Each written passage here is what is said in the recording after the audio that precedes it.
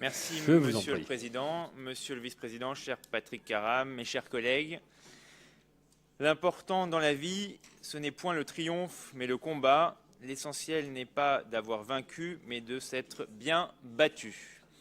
Monsieur le Vice-président, cher Patrick Karam, sans conteste, vous avez fait vôtre cette pensée de Pierre de Coubertin. Si nous n'avons pas encore vaincu les carences en termes Jérémy, d'équipement... ton micro juste en face de... Voilà. Voilà. Merci beaucoup. Je recommence pas. Non, parce que tout le monde l'a bien entendu quand même. Si nous n'avons pas encore vaincu les carences en termes d'équipement que rencontre notre territoire, il est certain qu'à vos côtés, nous sommes tous mobilisés pour remédier à cette situation qui n'est pas à la hauteur de ce que l'on peut attendre de la région capitale. Et pour preuve, quand en 2015, la région finançait 13 équipements sportifs sur l'année, en 2017, c'est 154 équipements qui ont pu voir le jour grâce au soutien de notre institution. Plus que jamais, la région est aux côtés des maires. C'est donc au nom de mon groupe, mais aussi de l'ensemble des élus de terrain franciliens, que nous souhaitons vous en féliciter et saluer votre travail, Monsieur le Vice-président. La région marque ainsi sa différence nette avec la gestion de Madame Hidalgo sur la question, qui non seulement n'investit pas ou peu dans les équipements sportifs, mais jour après jour prive les clubs de salles, baisse des subventions, refuse de maintenir les conventions, ce qui place les associations dans une véritable insécurité quotidienne.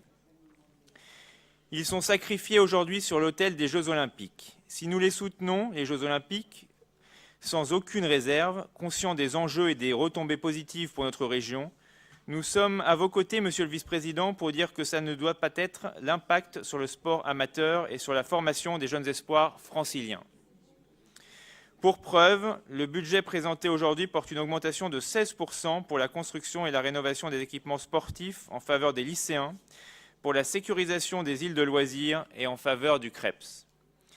Le CREPS, que l'État, lors de la précédente mandature présidentielle, nous a gentiment légué, se débarrassant ainsi de son devoir de réhabiliter le site. 12 millions d'euros sont encore nécessaires à ce jour pour le rénover correctement. Le groupe LRI proposera un amendement dans le débat à venir pour renforcer sa dotation, mais il n'en demeure pas moins que l'État doit assumer également sa part de responsabilité.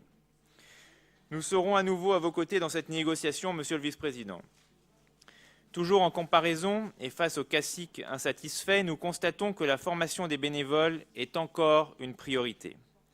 Pour 2017, le résultat est sans conteste. Avec 32 000 formations financées, c'est un effort budgétaire 3 à 4 fois plus important que l'État.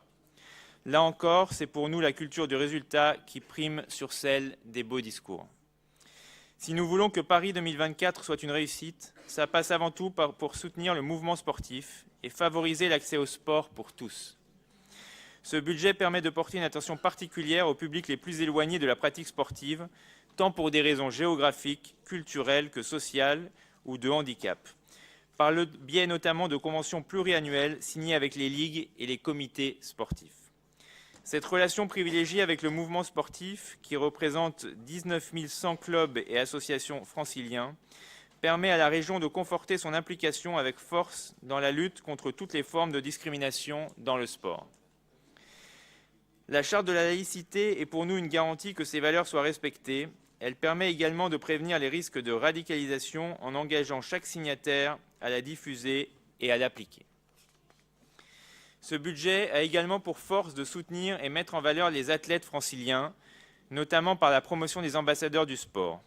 Ce soutien se fait à la fois au niveau de leur pratique sportive que de leur reconversion professionnelle pendant l'Olympiade, mais surtout dans la perspective des JO de 2024. Le succès de Lima, le 13 novembre dernier, nous oblige aujourd'hui. La région se doit d'être au rendez-vous en accompagnant et en soutenant les événements internationaux. Au-delà des effets indéniables sur la pratique sportive, sur l'emploi ou sur le tourisme, ils permettent de mettre en lumière le savoir-faire français en matière d'organisation de grands événements. Enfin, nous devons travailler dès aujourd'hui à l'héritage que les Jeux olympiques et paralympiques laisseront aux Franciliens. Nous sommes donc satisfaits de voir que ce budget permet d'amorcer le financement de la société de livraison des ouvrages olympiques aux côtés des autres partenaires publics et privés.